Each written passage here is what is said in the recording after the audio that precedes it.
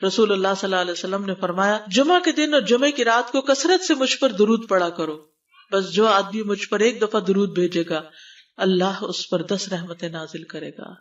اللہم صلی علی محمد۔ رسول اللہ صلی اللہ علیہ وسلم نے فرمایا تمہارے افضل دنوں میں سے جمعے کا دن ہے، اسی دن آدم علیہ السلام پیدا کیے گئے، اسی دن ان کی روح قبض کی گئی، اسی دن سور پھونکا جائے گا اور اس دن سب لوگ بے ہوش ہوں گے، اس لیے اس دن مجھ پر کثرت سے درود بھیجا کرو کیونکہ تمہارا درود مجھ پر پیش کیا جاتا ہے۔ کہتے ہیں لوگوں نے پوچھا یا رسول اللہ ہمارا درود آپ پر کس طرح پیش کیا جائے گا جبکہ آپ کا جسم بوسیدہ ہو چکا ہوگا؟ تو آپ نے فرمایا بے شک اللہ عز و جل نے انبیاء کے جسموں کو زمین پر حرام کر دیا ہے، یعنی فرشتوں کے ذریعے آپ تک درود پہنچایا جاتا ہے۔ انبیاء کے جسموں کو مٹی نہیں کھاتی، صحیح سلامت ہوتے ہیں ان کے جسم۔ سورۃ الکہف پڑھنا، نبی صلی اللہ علیہ وسلم نے فرمایا جو شخص جمعہ کے دن سورۃ الکہف پڑھتا ہے تو اس کے لیے دوسرے جمعے تک نور روشن رہتا ہے۔ غسل کرنا، ہر بالغ پر جمعہ کے لیے جانا ضروری ہے اور ہر وہ شخص جس پر جمعہ کے لیے جانا ضروری ہے اس پر غسل ہے، یعنی اس کو لازمی غسل کرنا چاہیے، اللہ یہ کہ کوئی مجبوری ہو۔ تو آپ اپنا اسکیجول اس طرح بنائیں نا کہ جیسے اگر آپ ہر روز نہاتے ہیں پھر تو کوئی مسئلہ نہیں، لیکن اگر آپ ایک دن چھوڑ کے ایک دن نہاتے ہیں تو آپ پھر اس طرح اسکیجول کریں کہ جیسے آپ منڈے کو نہائے، پھر وینسڈے کو نہائے، پھر جمعے کو نہائے، پھر آپ سیٹرڈے سنڈے اگر نہیں بھی نہاتے پھر منڈے، تو اس طرح آپ جمعے کو مس نہیں کریں گے۔ یہ نہیں کہ جمعرات کو نہا کے جمعہ کو چھوڑ دیا یا جمعہ چھوڑ کے ہفتے کو نہائے، ایسا نہیں کرنا چاہیے۔ علماء نے غسل کے حکم کے بارے میں اختلاف کیا، بعض تو کہتے ہیں یہ واجب ہے یعنی فرض کے درجے میں ہے، اور جمہور علماء یہ کہتے ہیں کہ مستحب ہے، پسندیدہ ہے، افضل عمل ہے۔ حدیث میں آتا ہے جس نے جمعے کے دن وضو کیا اس نے اچھا کیا اور جس نے غسل کیا تو یہ افضل ہے۔ صفائی میں مبالغہ ہوتی ہے نا، ویکلی صفائی آپ کو کرنی ہوتی ہے، یعنی جیسے ناخن وغیرہ کاٹتے ہیں یا پھر اپنے زائد بال وغیرہ اتارتے ہیں، تو یہ سب چیزیں اگر جمعے کے دن ہو تو زیادہ بہتر ہے۔ نبی صلی اللہ علیہ وسلم نے فرمایا جو شخص جمعے کے دن اچھی طرح غسل کرے، اچھی طرح سنوار کر وضو کرے، اپنے بہترین لباس میں سے پہنے، یعنی جمعے کے دن باقی دنوں کی نسبت اچھا لباس پہنے، اللہ نے اس کی قسمت میں گھر والوں کی جو خوشبو لکھی ہو وہ لگا لے، یعنی گھر میں جو بھی خوشبو ہے، پھر جمعہ پڑھنے آئے تو لغو کام نہ کرے، 2 آدمیوں کے درمیان جدائی نہ کرے، یعنی 2 لوگ بیٹھے ان کے بیچ میں گھس کے بیٹھ جائے۔ اس جمعے اور دوسرے جمعے کے درمیان کے پورے ہفتے کے گناہ معاف کر دیے جاتے ہیں۔ پھر مسواک کرنا، جمعے کی سنتیں بتاتے ہوئے آپ نے فرمایا اور تم پر مسواک کرنا لازم ہے۔ اچھا لباس پہننا، نبی صلی اللہ علیہ وسلم نے فرمایا اگر ممکن ہو تو جمعہ کے لیے اپنے کام کاج کے کپڑوں کے علاوہ 2 کپڑے اور بنا رکھنے میں کیا حرج ہے، اسپیشل ڈریس رکھے جو جمعے کو ہی پہن لے۔ خوشبو لگانا، یعنی خوشبو لگائے، حدیث میں آتا ہے چاہے وہ عورت کی خوشبو سے ہو، یعنی آپ کی اپنی نہیں، بیوی کی خوشبو پڑی ہو وہی لگا لو، لیکن لگاؤ۔ تیل لگانا، جو شخص جمعہ کے دن غسل کرے اور جس قدر ممکن ہو پاکیزگی حاصل کرے اور اپنے تیل میں سے تیل لگائے یا اپنے گھر کی خوشبو میں سے خوشبو لگائے، پھر نکلے کہ 2 آدمیوں کے درمیان تفریق نہ کرے، جتنی مقدرہ نماز پڑھ لے اور جب امام بات کرے تو خاموش رہے، اس جمعے سے لے کر دوسرے جمعے تک اس کے گناہ بخش دیے جاتے ہیں۔ جمعہ کا وقت، سورج ڈھلتے ہی جمعہ پڑھنا، سورج ڈھلتے ہی جمعہ پڑھنا، اول وقت جمعہ پڑھنا، بہت لیٹ نہیں کرنا چاہیے۔ ایاس بن سلمہ بن اکوع اپنے والد سے روایت کرتے ہیں، انہوں نے کہا کہ ہم رسول اللہ صلی اللہ علیہ وسلم کے ساتھ جمعے کی نماز پڑھ کر واپس لوٹتے تھے تو دیواروں کا سایہ اتنا نہیں ہوتا تھا کہ ان سے اپنے آپ کو سایہ مہیا کیا جا سکے، یعنی ابھی سورج بہت تھوڑا ڈھلا ہوتا تھا۔ ہاں، گرمی کی شدت میں تاخیر کی اجازت ہے۔ مسجد میں داخلہ، مسجد کی طرف جلدی نکلنا، تحیت المسجد ادا کرنا۔ عمرو بن دینار کہتے ہیں انہوں نے جابر رضی اللہ عنہ کو کہتے ہوئے سنا کہ ایک شخص جمعہ کے دن مسجد میں داخل ہوا اس حال میں کہ نبی صلی اللہ علیہ وسلم خطبہ دے رہے تھے، تو آپ نے فرمایا کیا تم نے نماز پڑھی؟ اس نے کہا نہیں، تو آپ نے فرمایا کھڑے ہو 2 رکعتیں پڑھو۔ اب یہ بڑا اہم مسئلہ ہے، مسجد میں داخل ہو چاہے خطبہ ہو رہا ہو 2 رکعت پڑھے بغیر نہ بیٹھو، ٹھیک ہے؟ اور یہ کیا ہے؟ دراصل تحیت المسجد، یہ جمعے کی سنتیں نہیں ہیں، یہ کیا ہے؟ تحیت المسجد ہے، اور مختصر پڑھی جائیں، یعنی امام جب خطبہ دے رہا ہو تو چاہیے کہ 2 رکعتیں پڑھے اور دونوں میں اختصار کرے۔ نماز سے قبل ہلکا بنانے کی ممانعت، مثلا آپ جلدی چلے گئے تو یہ نہیں کہ ایک گروپ بنا کے آپس میں گپ شپ شروع کر دیں، نہیں، سیدھے ہی لائنوں میں بیٹھیے۔ انتظار کا وقت کیسے گزاریں گے؟ نفل پڑھ کے بیٹھ گئے، ذکر اذکار کریں، قبلے کی طرف رخ کر کے لائنوں میں بیٹھیں، حلقہ نہیں بنائیں، بیٹھ کے خرید و فروخت نہیں کریں، تاخیر سے آنے پہ گردنیں پھلانگ کے نہ آگے جائیں۔ رسول اللہ صلی اللہ علیہ وسلم نے فرمایا ٹیک لگا کے مت کھاؤ، یہ عام ایک ادب بتایا، یعنی اس طرح ٹیک لگا کے نہیں کھاؤ، کھانے کے وقت سیدھے ہو جاؤ۔ چھنے ہوئے آٹے کی روٹی نہ کھاؤ، میدا۔ مسجد میں کوئی جگہ مقرر نہ کرو کہ یہ میری جگہ ہے، آپ کیوں آج یہاں کھڑی ہو گئی، کہ تم اسی میں ہی نماز پڑھو۔ کچھ لوگ ہوتے ہیں نا آ کے مخصوص جگہ ہی پڑھتے ہیں، اگر کوئی اور وہاں ہو جائے ڈسٹرب ہو جاتے ہیں۔ اور جمعہ کے دن لوگوں کی گردنیں نہ پھلانگو، ورنہ اللہ تمہیں قیامت کے دن لوگوں کے لیے پل بنا دے گا۔ کیونکہ بہت اذیت کی بات ہے نا، بیٹھے ہیں لوگ باقاعدہ بعض اوقات کندھوں پہ ہاتھ رکھ کے اس کو تنگ کر اس کو تنگ کر، تو یہ نہیں کرنا چاہیے۔ اگر آپ کو اٹھنا بھی پڑ گیا بیچ میں تو واپسی پہ پیچھے کھڑے ہو جائیے، اگلی لائن مل جائے گی۔ جی یہ تو بہت ضروری بات آپ نے کی کہ جب لوگ مسجد آئے تو پہلی صف میں بیٹھے، یعنی پہلی چھوڑ کے آخری میں بیٹھ جائیں اور پھر لوگ ان کی گردنیں پلانگتے رہیں، دوسروں کے لیے فتنہ بننا۔ جابر بن عبداللہ رضی اللہ عنہ سے روایت ہے کہ جمعے کے دن رسول اللہ صلی اللہ علیہ وسلم خطبہ ارشاد فرما رہے تھے کہ ایک آدمی مسجد میں داخل ہوا، وہ قریب آ کر بیٹھنے کے لیے لوگوں کے اوپر سے گزرنے لگا۔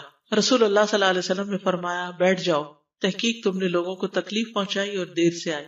یہ عربی کے الفاظ بڑے خوبصورت ہیں، اجلس فقد آذیت و آنیت، کتنی جامع زبان ہے یہ۔ اجلس فقط آذیت، تو نے اذیت دی، و آنیت، اور دیر سے آئے، ہاں تو اس سے منع کیا گیا۔ کسی کو اس کی جگہ سے نہ اٹھانا۔ جابر رضی اللہ عنہ نبی صلی اللہ علیہ وسلم سے روایت کرتے ہیں، آپ نے فرمایا تم میں سے کوئی شخص جمعہ کے دن اپنے بھائی کو کھڑا نہ کرے کہ پھر دوسری طرف سے آ کر اس کی جگہ پہ خود بیٹھ جائے، بلکہ جو آئے وہ کہے جگہ کشادہ کرو، ہمارے لیے بھی جگہ بناؤ، یہ کہے۔ خطبہ جمعہ اور اس کے آداب۔ خطبہ جمعہ کی اہمیت، جب اذان ہو جائے تو کیا کرے انسان؟ مسجد کی طرف دوڑ پڑے۔ تو مسجد میں جماعت تو نہیں ہو رہی ہوگی، پہلے کیا ہو رہا ہوگا؟ خطبہ ہو رہا ہوگا۔ امام کا خطبے سے پہلے سلام کرنا۔ نبی صلی اللہ علیہ وسلم جب ممبر پر چڑھتے تو حاضرین کو السلام علیکم کہتے۔ امام کا کھڑے ہو کر خطبہ دینا۔ رسول اللہ صلی اللہ علیہ وسلم کھڑے ہو کر خطبہ دیتے، پھر بیٹھ جاتے، پھر کھڑے ہوتے اور کھڑے ہو کر خطبہ دیتے، یعنی بیچ میں تھوڑا سا بیٹھ بھی جاتے تھے۔ جس نے تمہیں یہ خبر دی کہ آپ بیٹھ کر خطبہ دیتے تھے تو تحقیق اس نے جھوٹ بولا، بس یقیناً اللہ کی قسم میں نے آپ کے ساتھ 2000 سے زائد نمازیں پڑھی ہیں، یعنی جن میں بہت سے جمعے بھی آئے ہیں، تو ایسا کچھ نہیں۔ امام کو 2 خطبے دینا، یعنی کھڑے تھے پہلے، پھر ذرا بیٹھ گئے، پھر دوسری دفعہ اٹھے تو یہ 2 خطبے ہو گئے۔ مختصر خطبہ دینا۔ آپ کے خطبات چند کلمات ہوا کرتے تھے، بہت لمبی تقریریں نہیں، آپ کا خطبہ درمیانہ ہوتا تھا۔ نبی صلی اللہ علیہ وسلم نے فرمایا آدمی کا نماز کو لمبا کرنا اور خطبے کو مختصر کرنا اس کی سمجھداری کی علامت ہے۔ بس نماز لمبی کرو اور خطبہ مختصر کرو، کیونکہ بعض بیان جادو جیسا اثر رکھتے ہیں، یعنی تھوڑے بھی بات کرو گے تو دل میں چلی جائے گی۔ نماز پہ زیادہ توجہ۔ نبی صلی اللہ علیہ وسلم کا خطبے میں سورۃ قاف پڑھنا۔ حارثہ بن نعمان کی بیٹی سے روایت ہے، کہتی ہے کہ میں نے سورۃ قاف رسول اللہ صلی اللہ علیہ وسلم سے سن کر حفظ کر لی۔ آپ ہر جمعے کو خطبے میں پڑھا کرتے تھے۔ سامعین کا امام کی طرف رخ کرنا، یعنی جمعے کے دن یہ نہیں کہ آپ کرسی لگا کے کسی اور طرف منہ کر کے بیٹھ جائیں اور جب جماعت ہو تو پھر صف میں کھڑے، نہیں، آپ صف میں بیٹھے ہو، کس طرف منہ ہو؟ قبلہ رخ ہو، امام سامنے ہی ہوگا نا قبلے کی طرف۔ ایک صحابی کہتے کہ جب آپ ممبر پہ چڑھتے تو ہم اپنے چہروں کے ساتھ آپ کی طرف متوجہ ہوتے، ادھر ادھر نہیں دیکھتے تھے خطبے کے دوران۔ امام کے قریب بیٹھنا۔ اللہ کے نبی صلی اللہ علیہ وسلم نے فرمایا ذکر میں حاضر ہوا کرو، یعنی خطبہ میں، اور امام کے قریب بیٹھا کرو، بے شک آدمی دور ہوتا رہتا ہے حتیٰ کہ وہ جنت میں بھی پیچھے ہی ہوگا اگرچہ وہ اس میں داخل بھی ہو جائے۔ یہ تاخیر کی اتنی مذمت ہے۔ خاموشی سے خطبہ سننا، یعنی بات نہیں کرنی چاہیے، کوئی اہم بات بھی نہیں پوچھنی چاہیے۔ ابن مسعود سے روایت ہے کہ انہوں نے ابی ابن کعب سے قرآن کی کسی آیت کے بارے میں سوال کیا جبکہ اللہ کے نبی خطبہ دے رہے تھے، تو انہوں نے اعراض کیا اور کوئی جواب نہ دیا۔ پھر جب آپ نے نماز پڑھائی تو ابی کہنے لگے تمہارا جمعہ ہی نہیں ہوا۔ تو ابن مسعود نے رسول اللہ صلی اللہ علیہ وسلم سے پوچھا تو آپ نے فرمایا ابی نے سچ کہا، کوئی بات کرنے کی اجازت نہیں، یہ کہنے کی بھی کہ چپ ہو جاؤ یہ بھی اجازت نہیں۔ عبداللہ بن مسعود کہتے کہ جب امام جمعہ کے لیے آ گیا پھر تمہارا اپنے ساتھی سے یہ کہنا کہ خاموش رہو لغویت کے لیے کافی ہے، یہ بھی لغو بات ہے۔ کوئی لغو حرکت نہ کرنا، کنکریوں سے نہ کھیلنا، فون سے نہیں کھیلنا، میسجز چیک نہیں کرنا، انگلیوں میں انگلیاں ڈال کے پٹاخے نہیں بجانا، گوٹ مار کے نہیں بیٹھنا. گوٹ مار کے کیسے بیٹھتے ہیں؟ گھٹنے اوپر کر کے اور یوں ایسے گھٹنوں کے گرد ہاتھ ڈال کے. کئی دفعہ ایسے نظر آتا ہے کہ خطبے میں لوگ اس طرح بیٹھے ہوتے ہیں کیونکہ پتہ نہیں ہے.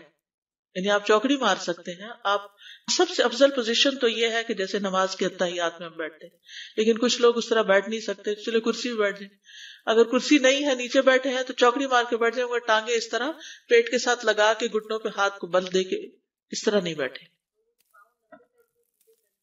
اگر مجبوری ہے تو وہ اور بات ہے، لیکن یہ کہ بلا وجہ نہیں کرنا چاہیے کیونکہ ادب کے خلاف ہے. اونگ آنے پر جگہ بدلنا. نبی صلی اللہ علیہ وسلم نے فرمایا اگر جمعہ کے دن کسی کو مسجد میں اونگ آنے لگے تو اپنی اس جگہ کو دوسری جگہ سے بدل لے. کہ بعض اوقات ایسا ہوتا ہے نا، خطبے کے وقت بڑی سکینت ہوتی ہے اور آخری خطبہ تو آپ نیند میں ہی سنتے ہیں. نماز جمعہ کی رکعت 2 رکعت ہے فرض بس.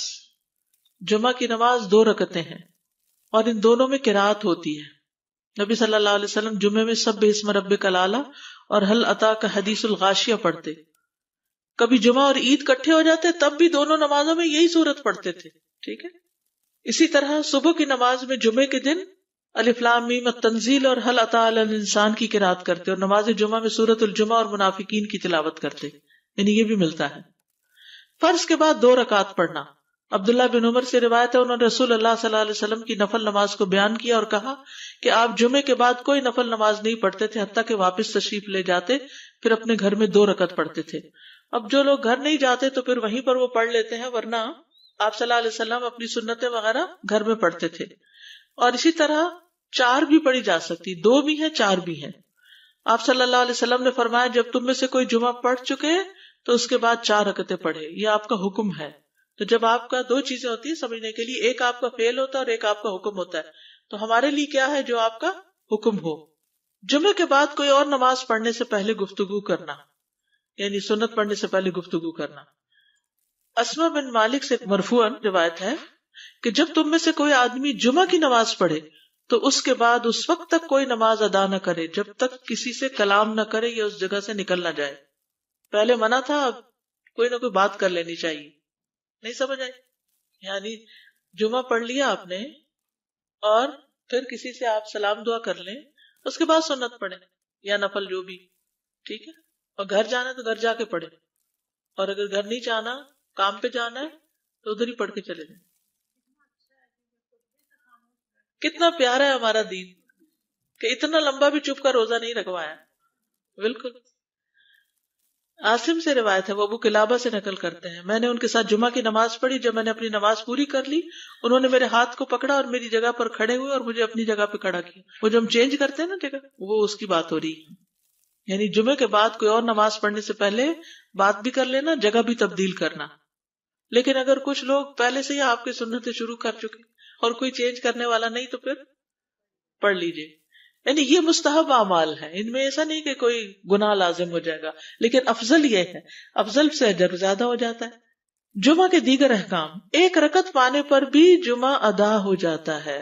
یعنی اگر کسی کو رش مل گیا، پارکنگ نہیں ملی اور 1 رکعت میں بھی پہنچ گیا تو جمعہ ہو گیا. امام سے دعا کا کہنا. انس کہتے ہیں کہ ایک سال نبی صلی اللہ علیہ وسلم کے عہد میں لوگ قحط میں مبتلا ہوئے. جمعہ کے دن میں نبی صلی اللہ علیہ وسلم کے خطبہ پڑھنے کے دوران میں ایک اعرابی کھڑا ہو گیا. کہا یا رسول اللہ، مال تباہ ہو گئے، بچے بھوکے مرنے لگے، اس لیے آپ اللہ سے ہمارے حق میں دعا کیجیے. آپ نے اپنے دونوں ہاتھ اٹھائے. اس وقت آسمان پر بادل کا ایک ٹکڑا بھی نہیں تھا. قسم اس ذات کی جس کے ہاتھ میں میری جان، آپ نے ہاتھ اٹھائے بھی نہیں تھے کہ پہاڑوں کی طرح بادل کے بڑے بڑے ٹکڑے امڑ آئے. یہ معجزہ ہے آپ کا. آپ کی دعا قبول ہو گئی. پھر آپ ممبر سے ابھی اترے نہیں تھے کہ میں نے آپ کی داڑھی پر بارش کے قطروں کو ٹپکتے ہوئے دیکھا. اس دن خوب بارش ہوئی. پھر دوسرے دن، تیسرے، چوتھے، حتیٰ کہ دوسرے جمعے تک سلسلہ جاری رہا. دوسرے جمعے وہی عربی یا کوئی اور کھڑا ہو گیا اور کہا یا رسول اللہ، چھتیں گر گئی، مال ڈوب گیا، اس لیے آپ ہمارے لیے اللہ سے دعا کیجیے. چنانچہ آپ نے اپنے دونوں ہاتھ اٹھائے اور فرمایا اے میرے اللہ، ہمارے ارد گرد برسا، ہم پر نہ برسا. اور بدلی کے جس طرف اشارہ کرتے وہ بدلی ہٹتی جاتی اور مدینہ ایک حوض کی طرح ہو گیا. وادی کنات 1 مہینے تک بہتا رہا. جو شخص بھی کسی علاقے سے آتا تو اس پر بارش کا حال بیان کرتا. جیسے ہوتا ہے نا کوئی فلڈ آ جائے یا کچھ ہریکین، تو پھر ہر کوئی موضوع گفتگو ہو جاتا ہے. جمعہ کے بعد قیلولہ کرنا. انس کہتے ہیں کہ ہم لوگ جمعہ کے دن سویرے نکلتے اور جمعہ کی نماز کے بعد قیلولہ کرتے تھے، جمعہ کے بعد کھانا کھانا. سہل کہتے ہیں کہ ہم نہ تو قیلولہ کرتے نہ دوپہر کا کھانا کھاتے مگر جمعے کے بعد. لنچ کب ہے؟ جمعے کے بعد. جمعے کو قیام و سیام کے لیے خاص کرنے کی ممانعت ہے، یعنی اس دن کی رات کو شب جمعہ منانا کہ اس رات پوری عبادت کریں گے، یہ سنت سے ثابت نہیں. ٹھیک ہے. اور دن کو روزے کے لیے خاص کرنا یہ بھی سنت سے ثابت نہیں، الا یہ کہ کوئی معمول کا روزہ رکھتا ہے، ایام 20 کا روزہ ہے تو وہ اور بات ہے. ابو ہریرہ سے روایت ہے کہ میں نے رسول اللہ صلی اللہ علیہ وسلم کو فرماتے ہوئے سنا، تم میں سے کوئی شخص جمعہ کے دن روزہ نہ رکھے مگر یہ کہ اس کے ایک دن پہلے یا اس کے بعد کا دن ملا کر روزہ رکھے. جمعہ کے دن خرید و فروخت کی ممانعت ہے. جمعہ کے دن جب نماز کے لیے پکارا جائے تو اس وقت اللہ نے خرید و فروخت سے منع کیا ہے. وَذَرُوا الْبَيْعَ، اس دن کاروبار حرام ہے. اور یہ جمعے کی دوسری اذان کے ساتھ تعلق رکھتا ہے، یعنی صبح صبح کام کر سکتے ہیں لیکن اذان ہوتے ہی چھوڑ دیں، اور جب پھر جمعہ سے فارغ ہو جائے تو دوبارہ دکان پہ جا کے بیٹھ جائیں. جابر بن عبداللہ کہتے ہیں کہ نبی صلی اللہ علیہ وسلم جمعہ کے دن خطبہ ارشاد فرما رہے تھے کہ مدینہ میں ایک تجارتی قافلہ آیا. رسول اللہ صلی اللہ علیہ وسلم کے صحابہ اس کی طرف لپک پڑے اور آپ کے پاس مسجد میں صرف 12 آدمی بچے. تو رسول اللہ صلی اللہ علیہ وسلم نے یہ صورت دیکھ کر فرمایا، اس ذات کی قسم جس کے ہاتھ میں میری جان ہے، اگر تم سارے کے سارے چلے جاتے اور کوئی بھی باقی نہ بچتا تو اس وادی میں آگ بہ پڑتی. یعنی اتنا بڑا جرم ہے یہ. پھر یہ آیت نازل ہوئی، وَإِذَا رَأَوْا تِجَارَةً أَوْ لَهْوًا انفضوا إِلَيْهَا وَتَرَكُوكَ قَائِمًا، جب وہ کوئی سودا بکتا دیکھیں یا کوئی تماشا نظر آ جائے تو اس کی طرف دوڑ جاتے اور آپ کو کھڑا ہی چھوڑ دیتے ہیں. راوی کہتے ہیں جو 12 آدمی رسول اللہ صلی اللہ علیہ وسلم کے ساتھ رہے ان میں ابو بکر اور عمر رضی اللہ عنہ بھی شامل تھے. جمعے کے دن قبولیت کی گھڑی ہوتی ہے، اس وقت اللہ سے بھلائی مانگنی چاہیے. رسول اللہ صلی اللہ علیہ وسلم نے فرمایا، جمعے کے دن میں ایک گھڑی ایسی ہے کہ کوئی مسلمان اللہ سے کسی خیر کا سوال کرتے ہوئے اس کی موافقت نہیں کرتا مگر اللہ اسے وہی خیر عطا کر دیتا ہے. فرمایا یہ ایک چھوٹی سی گھڑی تھوڑی دیر کے لیے ہوتی ہے اور یہ ہر جمعے کو ہوتی ہے. ٹھیک ہے. اور خصوصاً نماز میں بھی اگر کوئی دعا کر رہا ہوتا ہے نا انسان تو وہ بھی قبول ہو جاتی ہے. نماز میں دعا کہاں ہوتی ہے؟ شروع میں ہوتی ہے، رکوع میں ہوتی ہے، سجدے میں ہوتی ہے، تشہد میں ہوتی ہیں. تو اگر یعنی جمعہ پڑھ رہے ہیں اور بیچ میں دعائیں آ گئی ہیں تو ہو سکتا وہی گھڑی آ گئی ہو اور آپ کی دعا قبول ہو جائے. اور یہ تورات میں بھی اس کا ذکر تھا. ابو ہریرہ رضی اللہ عنہ کہتے ہیں کہ رسول اللہ صلی اللہ علیہ وسلم نے فرمایا، بہترین دن جس میں سورج طلوع ہوتا ہے جمعہ کا دن ہے. اس دن میں ایک گھڑی ایسی ہے کہ نماز کی حالت میں اگر کوئی مسلمان بندہ اللہ عز و جل سے کچھ طلب کرے تو وہ اس کو ضرور دیتا ہے. کعب نے کہا ایسا سال میں ایک مرتبہ ہوتا ہے؟ تو میں نے کہا نہیں بلکہ ہر جمعہ کو ہوتا ہے. کہتے ہیں پھر کعب نے تورات پڑھی تو کہا نبی صلی اللہ علیہ وسلم نے سچ فرمایا. ابو ہریرہ رضی اللہ عنہ کہتے ہیں کہ میں بعد میں عبداللہ بن سلام سے ملا اور ان سے اپنی اور کعب کی مجلس کا بتایا تو عبداللہ بن سلام رضی اللہ عنہ نے کہا میں جانتا ہوں وہ گھڑی کب آتی ہے. ابو ہریرہ نے کہا مجھے بھی بتائیے. انہوں نے کہا وہ جمعہ کے دن میں آخری گھڑی ہے. میں نے کہا یہ جمعے کے دن کی آخری گھڑی کیسے ہو سکتی ہے، حالانکہ رسول اللہ صلی اللہ علیہ وسلم نے فرمایا جو مسلمان بندہ اس کو نماز پڑھتے ہوئے پائے. اس وقت میں کوئی نماز نہیں پڑھی جاتی. تو عبداللہ بن سلام نے کہا کیا رسول اللہ صلی اللہ علیہ وسلم نے یہ نہیں فرمایا جو شخص نماز کے انتظار میں بیٹھا رہے وہ گویا نماز ہی کی حالت میں ہے حتیٰ کہ نماز پڑھ لے. کہتے ہیں میں نے کہا ہاں. تو انہوں نے کہا بس یہی ہے، یعنی اس وقت کیا کرنا چاہیے، آخری گھڑی میں وضو وغیرہ کر کے مغرب کی نماز کے انتظار میں بیٹھ کے دعائیں کریں، اذان ہو تو نماز پڑھ لیں. عصر کے بعد سے مغرب تک کا وقت ہے. انس بن مالک سے روایت ہے کہ نبی صلی اللہ علیہ وسلم نے فرمایا جمعہ کے دن اس گھڑی کو جس میں دعا کی قبولیت کی امید کی جاتی ہے عصر سے لے کر سورج ڈوبنے تک کے درمیان تلاش کرو اور دن کی آخری گھڑی ہے. تو اللہ سبحانہ وتعالی ہمیں اس دن کی برکتوں سے فائدہ اٹھانے کی توفیق عطا فرمائے.